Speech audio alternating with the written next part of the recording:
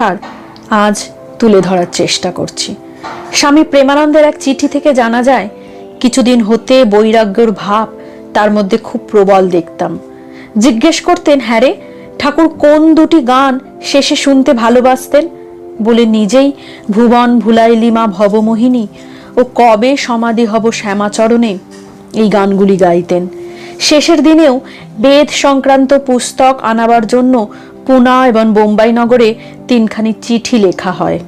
4 জুলাই 1902 শুক্রবার ভোরবেলা ঘুম ভাঙল স্বামীজির।